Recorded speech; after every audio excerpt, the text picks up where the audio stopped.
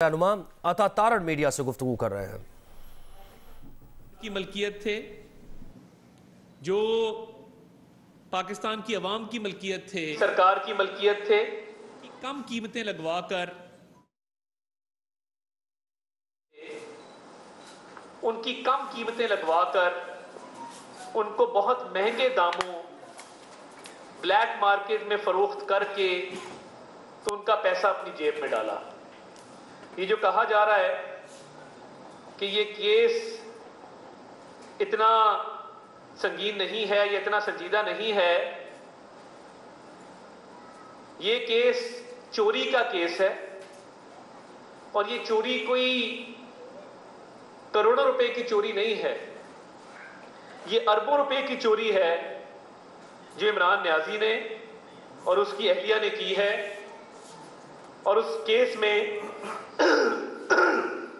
معاف کیجیے گا، عدالتیں فرد جرم عائد کرنے کے لیے اس کو بلا رہی ہیں اور بار بار بلا رہی ہیں، اور یہ عدالتوں کے سامنے پیش ہونے سے قاصر ہے، گریزاں ہے۔ اب جب آپ نے اپنی بیوی جس سے آپ نے عدت کے دوران نکاح کیا تھا، وہ بھی ایک جرم ہے۔ آپ اسلامی قانون اگر دیکھیں تو کیا عدت کے دوران نکاح ممکن ہے؟ مفتی سعید صاحب کی پریس کانفرنس بالکل کلیئر ہے، سلیم صافی صاحب کے ساتھ انہوں نے شو کیا۔ اب اس بیوی کے ساتھ مل کے آپ نے توشہ خانہ سے اربوں روپے کے تحائف چوری کیے۔ ایک چوری یہ کی کہ ان کی کم قیمت لگوائی، 1 ارب کی گھڑی ہے تو اس کی قیمت لگوائی 50 لاکھ روپیہ۔ وہ کم قیمت لگوا کے اس کو گھر سے باہر بھی نہیں جانے دیا۔ پیرنی صاحبہ ہاتھ میں پکڑ کے تحفوں کو بیٹھتی تھی، جس طرح کوئی چور چکا جب کوئی چوری کرتا ہے تو وہ سینے کے ساتھ لگا کے رکھتا ہے اپنی چوری کے مال کو، تو اس کو باہر کی ہوا نہیں لگنے دیتی تھی۔ تو وہ ایویلیویٹرز کو بلایا گیا، کم قیمت لگوا کے سرکاری خزانے میں 20% جمع کرا کے وہ اربوں روپے کے تحفے بلیک مارکیٹ میں بیچ کے وہ پیسہ ہڑپ کر گئی۔ اب وہ کہہ رہے ہیں معمولی کیس ہے توشہ خانہ کا، تمہارے پہ فرد جرم عائد ہونی ہے، تم نے چوری کی ہے، تم چور ہو۔ اس کا والد اکرام نیازی بھی سرکاری انجینئر تھا، اس کو بھی بھٹو صاحب کے دور میں نوکری سے کرپشن پہ برخاست کیا گیا تھا 303 میں۔ یہ نسل در نسل چوری کا سلسلہ جاری ہے، اور یہ جو توشہ خانہ ہے فرد جرم عائد ہونی ہے۔ آج پولیس کیوں گئی تھی؟ حکومت کی منشا پہ نہیں گئی تھی، پولیس عدالتی آرڈر کی تعمیل کروانے گئی تھی کہ عدالت آپ کو بلا رہی ہے عمران نیازی صاحب، توشہ خانہ کے کیس میں آپ پہ فرد جرم عائد ہونی ہے، اس کیس نے آگے چلنا ہے۔ توشہ خانہ کے کیس میں یہ بزدل، یہ ڈرپوک نیازی پیش نہیں ہو رہا، کیونکہ اس کو پتہ ہے کہ فرد جرم عائد ہوئی اس کی اور اس کی بیوی نے، جو اربوں روپے ہڑپ کر لیے ہیں سرکاری خزانے کے، جس کو یہ معمولی کیس کہتا ہے۔ واقعی اس کے نزدیک یہ معمولی چوری ہے، کیونکہ اس کو کئی 100 ارب کی عادت ہے۔ جو شخص خانہ کعبہ کے ماڈل والی گھڑی بیچ دے، استغفر اللہ، خانہ کعبہ کا ماڈل بنا ہے، سعودی ولی عہد کا تحفہ ہے، بندہ تبرک کے طور پہ رکھ لیتا ہے کہ یہ خانہ کعبہ بنا ہے، خانہ کعبہ کی تصویر والی میں گھڑی کس طرح بیچ سکتا ہوں؟ اتنا بے شرم ہے، اتنا بے غیرت ہے کہ وہ سعودی ولی عہد کا تحفہ جو دنیا میں ایک پیس ہے، وہ بلیک مارکیٹ میں بیچ دیا، اس کے بھی پیسے کھا گیا۔ پھر جعلی رسید بنوائی کہ یہ F6 کی دکان پہ یہ میں نے بیچا چند لاکھ کا۔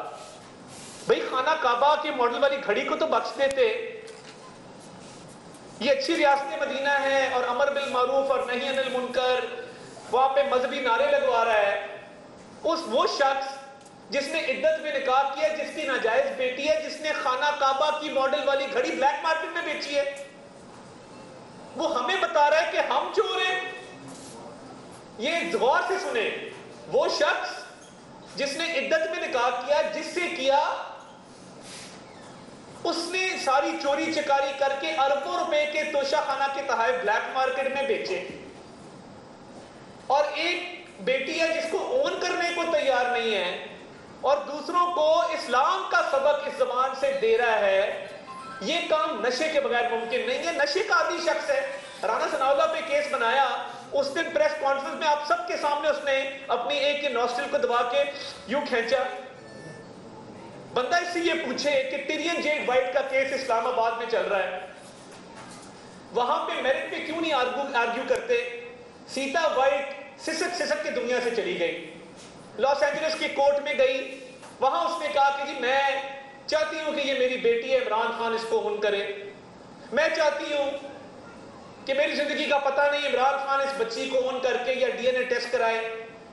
لاس اینجلس سپیریئر کورٹ کا آرڈر ہے کہ عمران خان اس بچی کا والد ہے۔ اب یہاں اسلام آباد ہائی کورٹ میں کیا ہو رہا ہے؟ اور یہ کوئی اخلاقی بات نہیں ہے، کوئی بھی ایم این اے، ایم پی اے، پبلک آفس ہولڈر کوئی بھی چیز چھپائے، وہ دولت ہو، وہ اثاثے ہو، وہ اولاد ہو، آپ کی نااہلی ہوتی ہے۔ ایک وزیر اعظم کو جب بیٹے سے تنخواہ نہ لینے پہ نکالا گیا ہے تو دوسرا جو ہے وہ بیٹی کا جواب دے کورٹ میں، وکیل صاحب کیا کہہ رہے ہیں، میرے دانت میں درد ہے، ہفتے کی تاریخ ڈال دیں، میں ملک سے باہر جا رہا ہوں، 2 ہفتے کی تاریخ ڈال دیں۔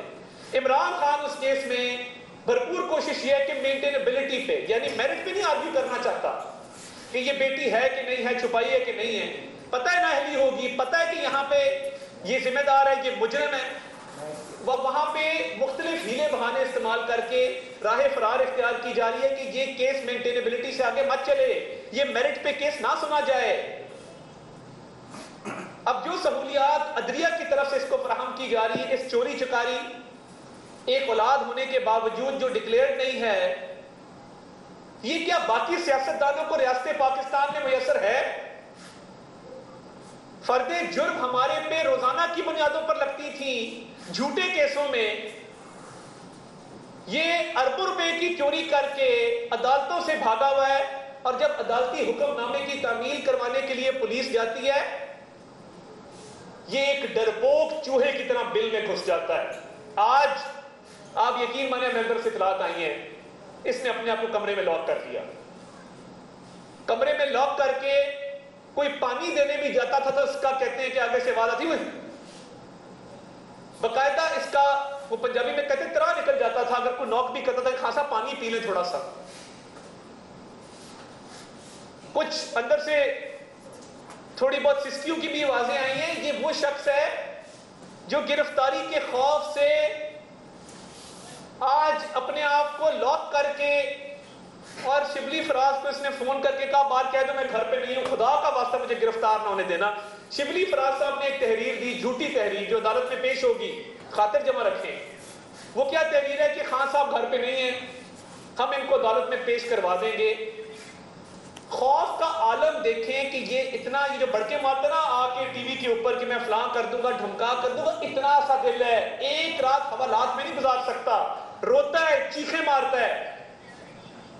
تو آج جب اس نے اپنے آپ کو لاک کیا، لاک کر کے باہر تحریر لکھوا دی کہ میں گھر پہ نہیں ہوں، چند لمحوں بعد گھر میں ہی نمودار ہوا اور لان میں تقریر کی۔ عدالتیں اس بات کو دیکھ رہی ہیں۔ آج عدالتی آرڈر کے تحت عدالتی آرڈر کی تعمیل کروانے پولیس گئی تھی۔ 7 تاریخ کو توشہ خانہ کا کیس ہے، اربوں روپے کی گھڑیاں چوری کی ہیں، زیورات چوری کیے ہیں، بلیک مارکیٹ میں بیچے ہیں۔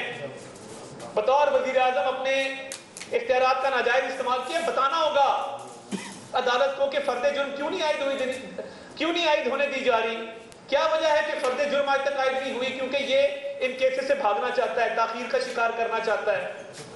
یہ اتنا گھٹیا آدمی ہے کہ ٹرانسفر پوسٹنگ کی جو فراگوگی پیسے لیتی تھی یا جو ٹھیکوں کے پیسے آتے تھے، وہ سارے بھی بشرا بی بی کے غلے میں جمع ہوتے تھے۔ گھر میں غلہ رکھا ہوا ہے، اور وہ غلہ ایسا ہے کہ اس میں کروڑوں روپے، اربوں روپے کے چیک ہیں، وہ چیک جمع ہوتے ہیں اس کے اندر، جب کیش کرانا کیش کرا لیتے ہیں۔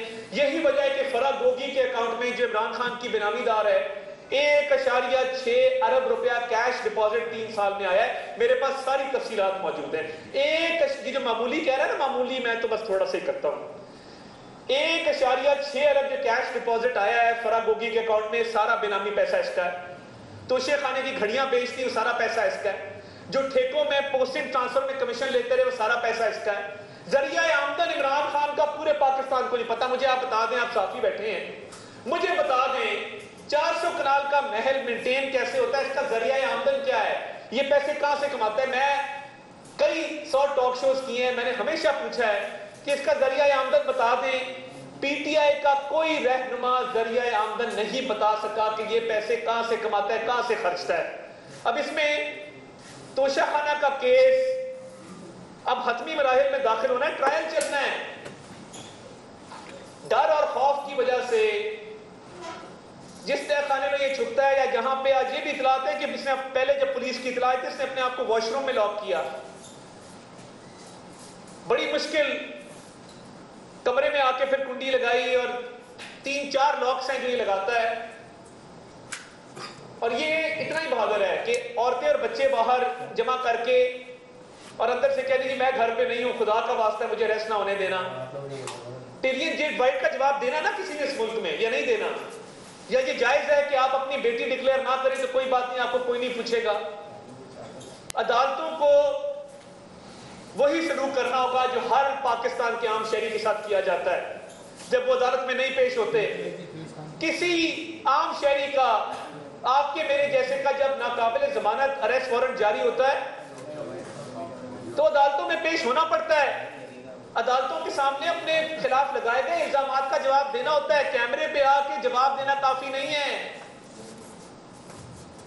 مگر ڈر اور خوف اتنا ہے کہ ایک جھوٹی خبر پھیلا دی جاتی میں قتل ہو جاؤں گا عدالت گیا، تو اندازہ کریں یہ احتساب کے عمل سے اتنا ڈرتا ہے، توشہ خانہ کی گھڑیوں کا جواب دینے سے، چوری چکاری ڈکیتی کا جواب دینے سے اتنا ڈرتا ہے کہ یہ اب کہتا ہے کہ جی عدالتوں میں گیا تو میں قتل ہو جاؤں گا، مجھے عدالتوں میں مت لے کے جاؤ، میں گھر میں ہی رہوں۔